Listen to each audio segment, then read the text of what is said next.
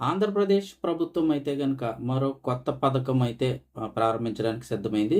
ఇప్పటికే సూపర్ 6 హామీలు అమలు చేస్తూ ఉండడంతో పాటుగా విద్యుత్ ఛార్జీలు తగ్గింపు, అన్నా క్యాంటీన్‌లు పెంచడం ఇలాంటి కార్యక్రమాలు చేస్తూ ఇప్పుడు మరో కొత్త పథకానికైతే గనక స్టార్ట్ చేయబోతుంది. ఆ పథకం ఎవరికి వర్తిస్తుంది? ఏంటి? ఆ పథకం ద్వారా లబ్ధి ఏం చేకూరుతుందంటే ఎవరైతే అర్హులు ఉంటారో ఈ పథకానికి సంబంధించి ఎంపికైన అర్హులందరికీ వారి అకౌంట్‌లో రూ. 10,000 ఏస్తామని చెప్తున్నారు. ఎవరి కోసం ఈ పథకం పెడుతున్నారు? ఆ అర్హతలో లబ్ధిదారులకి ఎప్పటి నుంచి స్టార్ట్ చేస్తారు? ఏంటో వివరాలు తెలుసుకుందాము. పథకం పేరేంటంటే గరుడ. త్వరలోనే గరుడ పథకం అయితే గనక లాంచ్ చేయబోతున్నారు. దీనికి సంబంధించి ఈ స్కీమ్ ద్వారా ఎవరైతే అర్హులు ఉంటారో వారి అకౌంట్‌లోకి 10,000 జమ చేయనుంది ప్రభుత్వం.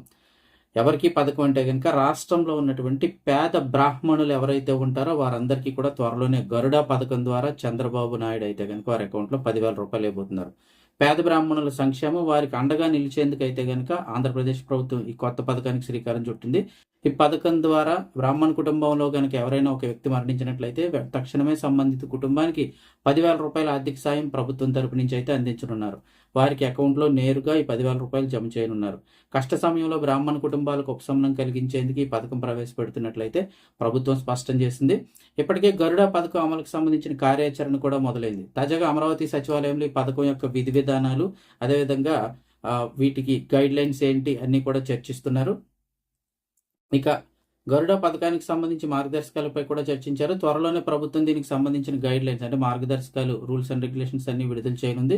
ఆ వెంటనే పూర్తి వివరాలు అయితే తెలియనున్నాయి. 2014లో చంద్రబాబు బ్రాహ్మణుల కోసం బ్రాహ్మణ కార్పొరేషన్ అయితే ఏర్పాటు చేశారు. ఈ కార్పొరేషన్ ద్వారా బ్రాహ్మణులకు అనేక పథకాలు అయితే అమలు చేయనున్నారు. ఇప్పటికి అప్పట్లో అయితే కనుక టీడీపీ ప్రభుత్వం అంటే 2014-19 మధ్య అధికారంలో ఉన్నప్పుడు అయితే ప్రభుత్వం గాయత్రి, వేదవ్యాస, వశిష్ఠ, ద్రోణాచార్య, చాణక్య, కళ్యాణమస్తు, కశ్యప, భారతి విదేశ విద్య ఇలాంటి పథకాలన్నీ అప్పట్లో బ్రాహ్మణుల సంక్షేమం కోసం అమలు చేశారు.